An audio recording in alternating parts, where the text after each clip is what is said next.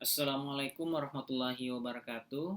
Kali ini saya ingin melanjutkan diskusi terkait dengan Omnibus Law, yang mana sebelumnya telah saya jelaskan Omnibus Law dalam perspektif dasar-dasar ilmu ekonomi. Di kesempatan ini, saya ingin bicara pada aspek siapa dan apa kepentingan dibalik hadirnya Omnibus Law. Dalam diagram ini telah tampak tiga aktor utama dalam kegiatan ekonomi. Yang pertama itu adalah pekerja pada sisi supply of labor yang berupaya untuk memaksimumkan utility dari keterlibatan di pasar kerja.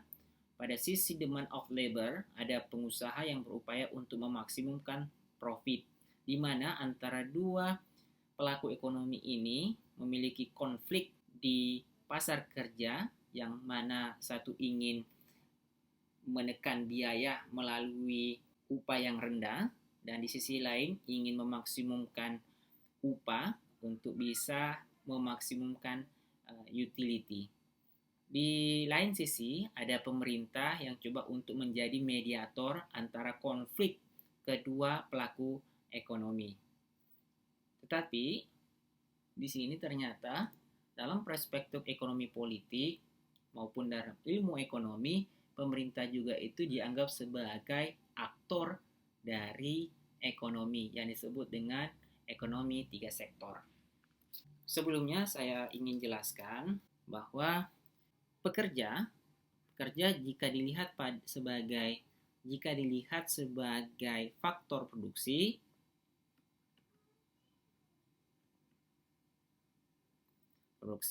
maka ia mendapatkan kompensasi berupa upah dari partisipasinya di pasar kerja. Tetapi ketika pekerja itu dilihat sebagai manusia seutuhnya, maka sebagaimana dalam pasal 28D ayat 2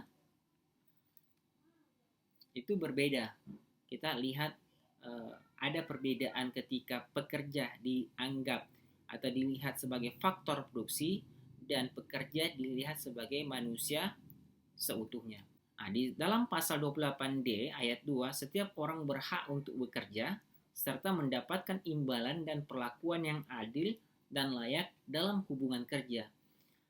Tidak hanya sekedar jadi pekerja itu tidak sekedar mendapatkan imbalan, tetapi juga mendapatkan perlakuan yang adil dan layak dalam hubungan kerja. Di sini yang menjadi perdebatan dalam Undang-Undang Omnibus Law terkait dengan hak-hak yang ada pada pekerja, yang tidak dilihat hanya sekedar sebagai faktor produksi, tetapi juga harus dilihat sebagai manusia seutuhnya.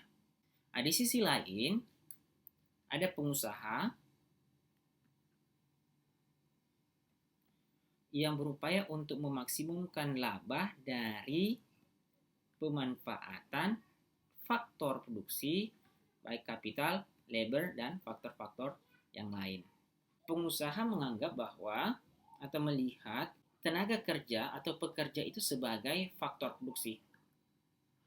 Faktor produksi yang mana berhak atau mendapatkan kompensasi berupa upah dari keterlibatannya di pasar kerja. Pada aspek sebagai manusia, sangat mempengaruhi upaya pengusaha untuk memaksimumkan laba. Jadi di sini ada kepentingan pekerja yang biasa terwakilkan atau diasosiasikan dalam serikat kerja. Ini adalah kelompok yang mengasosiasikan individu-individu dari para pekerja. Di sisi pengusaha ada asosiasi pengusaha.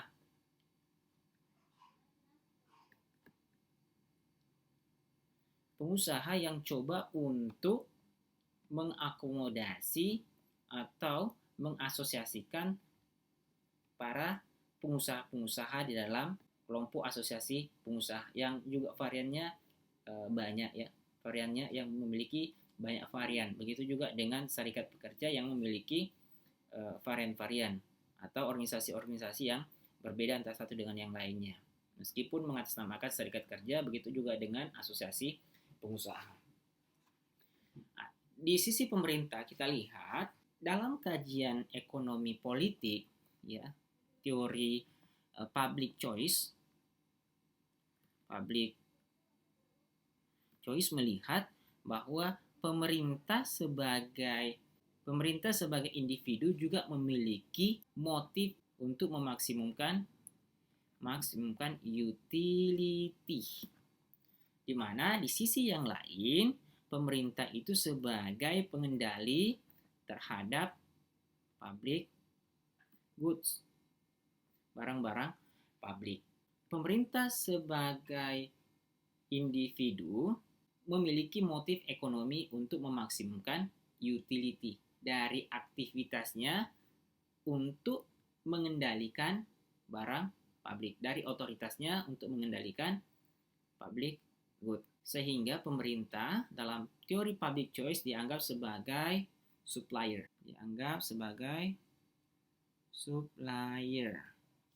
Pada prinsipnya, teori pilihan publik melihat tindakan manusia dalam pengertian ekonomi dan tidak terikat dengan nilai-nilai yang menuntut keputusan rasional.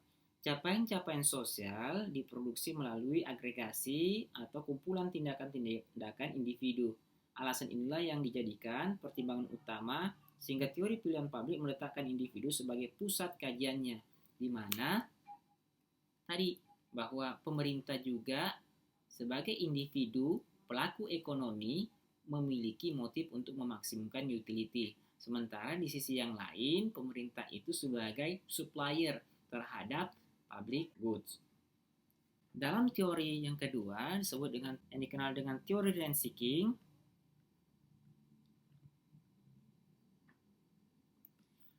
Dalam teori rent seeking ini menganggap bahwa ada sekelompok pebisnis atau individu yang coba untuk mencari keuntungan dengan atau memanfaatkan regulasi yang dibuat oleh pemerintah.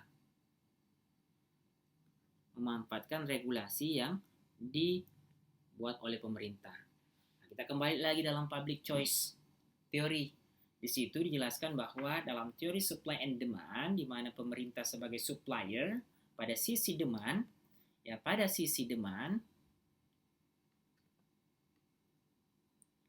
ada voter dan pressure group. Jadi ada voter dan pressure group, kelompok kepentingan, di mana kelompok kepentingan yang jumlahnya sedikit tapi sangat mempengaruhi sangat kuat dibanding voter.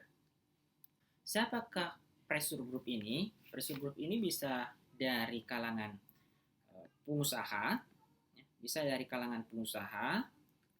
atau bisa saja dari kalangan rumah tangga. Atau kelompok di luar dari rumah tangga pekerja maupun rumah tangga pengusaha. Contohnya adalah partai politik,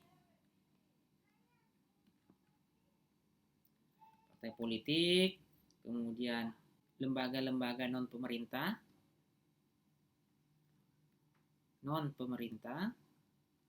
pemerintah, dan sebagainya. Ini bisa menjadi kelompok-kelompok yang tidak masuk dalam kelompok pekerja maupun dalam kelompok pengusaha. Ini ada voter yang jumlahnya itu kecil tetapi memiliki pengaruh yang kuat untuk melakukan bargaining position pada pasar supply and demand dalam pusat kekuasaan. Nah, sementara dalam public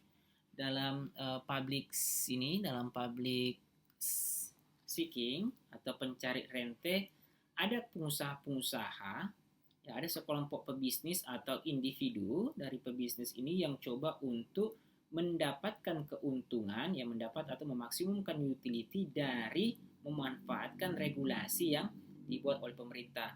Yang tadi struktur pasar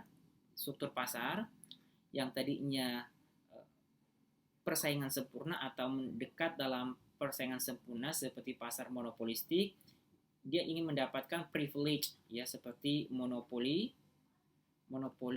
atau oligopoli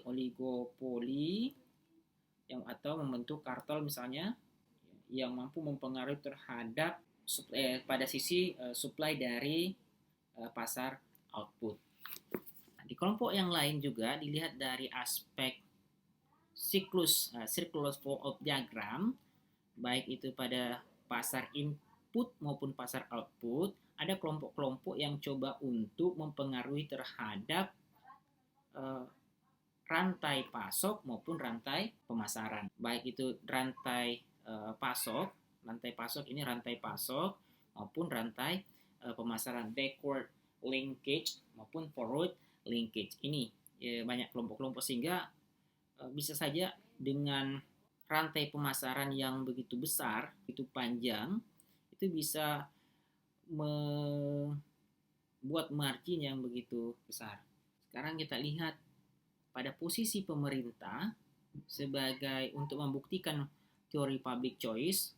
Posisi pemerintah sebagai pelaku ekonomi untuk membuktikan teori public choice itu bisa kita lihat ada artikel ini yang dipublikasikan oleh Maripus Corner, peta pebisnis di Parlemen Potret Oligarki di Indonesia yang dipublikasikan pada tanggal 9 Oktober 2020.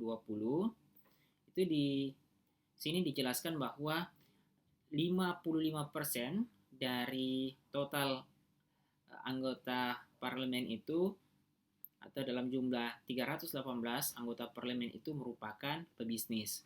Tapi tidak sedikit juga dari anggota parlemen itu, kurang lebih 45% itu adalah non-pebisnis. Nah, di sini kita bisa melihat bahwa teori public choice seperti yang digambarkan dalam teori ini itu memiliki relevansi terhadap kondisi hari ini atau isu terkait dengan adanya kelompok-kelompok pebisnis ya yang mana yang duduk di pemerintahan dalam hal ini di parlemen seperti dijelaskan tadi itu memiliki atau merupakan pelaku-pelaku ekonomi yang berada pada aspek supply in output market dan demand in input market. Posisi kelompok-kelompok yang tidak tergabung sebagaimana dari dalam digambarkan di sini ikut dalam dinamika Omnibus Law Cipta Kerja. Di antaranya itu adalah kelompok mahasiswa,